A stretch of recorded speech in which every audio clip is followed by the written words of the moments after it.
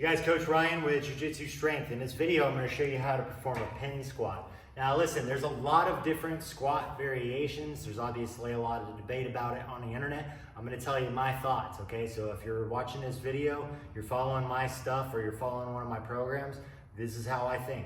All right, now, first off, I've got pins here. One, for safety. Two, this is going to be a special exercise that it's going to allow you to work at a very specific range, which is going to be an optimal range for allowing you to produce as much force as possible. There are obviously lots of variations of squats. I can go as deep as I want to work on range of motion. Cool, you're not doing maximal force with maximal range of motion, okay? So I use different exercises or assistance exercises to achieve this kind of stuff. Now, if I want to produce a lot of force, I'll work different ranges with pins, box squats, stuff like that. So this is going to be a pin squat. Now, first off, when you set up your barbell, you want to have it slightly below your collarbones. So for me, this is pretty good. I'm going to have to do a slight squat to get to it. Let's talk about how to set up the bar. First thing is your bar. I want you to take it. This is called a J cup right here. I want you to force it to the back of the J cup. All right. Now, what we're going to do, there's some variation on what the hand position is going to be. Generally, the tighter your hands are inside, the more lat involvement you're going to be able to achieve. The squat is considered a lower body push, but here's the thing, your lats still contribute to the squat. The more I bring it in, the more of a shelf I'm going to be able to create as the muscles tense. The more tension I create with the muscles, the more force I'm going to be able to produce. So, depending on your mobility, you may need to go a little wider. You may be able to achieve a little tighter, but generally a little tighter, you're going to be able to create a little more stiffness. So for me, I'm going to go pinky at the ring. Okay, now when I set up, I've got the bar against the J cups. I'm going to find the center, and I want to put my head at the center. Now, a lot of people mess up when they do a back squat and they put the bar right on this little notch.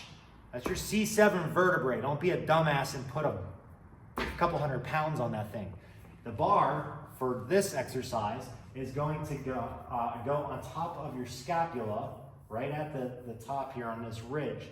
When I pinch my shoulder blades back, I'm going to be able to create a shelf of muscle. So if you're one of those people that whines and complains about, so squats hurt my back, well, A, you probably haven't squatted that much, so you got like virgin tissue that, you know, it's going to make you a little whiny. Two, you may not have much muscle back there. So a little bit of squeeze is going to help give you a little bit of cushion or support. So that's number one. Number two, let's talk about actually setting up. I like to drive the bar in, get your head under it. In this case, I got a mirror. I can see where I'm at. Am I centered? I want to find centered on the bar.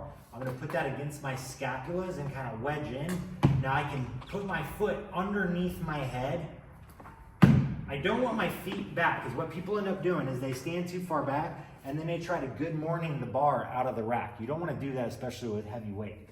So step in, wedge it into your traps, get your bar, get your feet underneath your chest.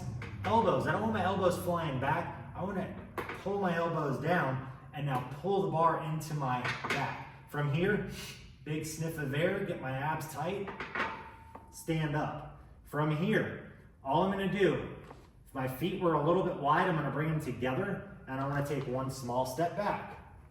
From here, we're going to widen our feet.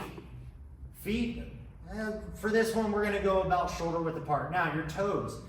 If you've got crazy internal rotation, maybe you can achieve a toe that's straight forward.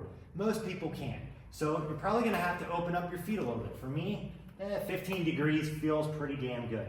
So from here, again, I'm not letting the elbows point back. Look what happens to my upper back or my thoracic spine. It tips me forward. I want to be able to get some extension out of my back so all the back muscles are firing and my elbows are pulled down. That also gets my lats going. Now from here, I'm going to take a big breath of air and descend into my squat, and I'm going to unload on the pins. Once I come down, okay, you have squats that are going to be more knee dominant where you're here. That's a variation. We're going to be butt back, knees open. I'm trying to load all this stuff a lot more than I'm loading this stuff. So you can preferentially kind of target the tissue. From here, I'm gonna keep tension into the bar. I don't wanna like relax down here because the bar stops it. From here, don't be one of these people that does that arch back, tuck under, arch back, tuck under. That's not gonna be optimal. It's not gonna be great for your back either. I want you to keep your rib cage and your pelvis stacked, and we're pushing our hips back and opening our knees to make room for our pelvis. I'm either breathing out at the top or the last quarter of the lift. The rest of it, I'm maintaining intra-abdominal pressure with the breath. So quick sniff in. Some people like to do. Personally, I think you're gonna get a better breath or intra-abdominal pressure if you do it through the nose. That's gonna help you recruit your diaphragm a little bit easier too.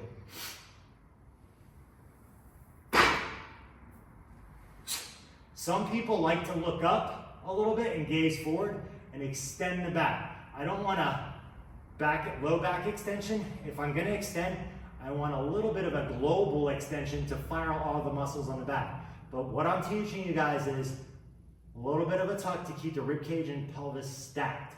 From here, open your knees, push your hips back. Descend into it, keep your stiffness. Snap up. When you're done, don't just rush back to the rack. Get your feet under you. If you've got a heavy weight, you're gonna have to do this shit. Where you gotta go on one leg, teetering back and forth. You don't want that. Slide your feet under you. Big step forward. Let the bar hit the rack. Then, stay tall. Descend straight down. Again, we don't wanna do this thing where we do a good morning to set it back. You miss the bar, or you miss the pins, you go crashing forward. It's a fine line between missing and making this. So, one more thing, when you do rack it, don't be one of those people that has to do it by looking. Do it blind. You've got a rack in front of you, just simply walk into it. I don't want to see you trying to twist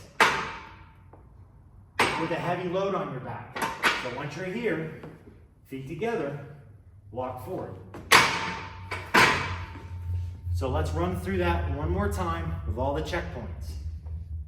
Approach your bar, set your grip.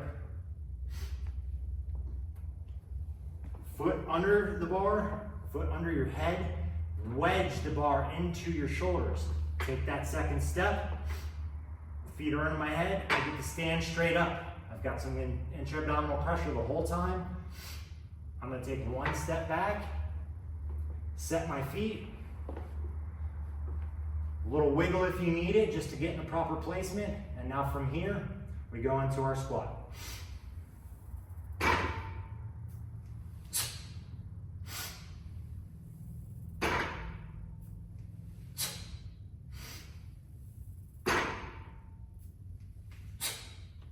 Feet underneath your head, walk straight back in.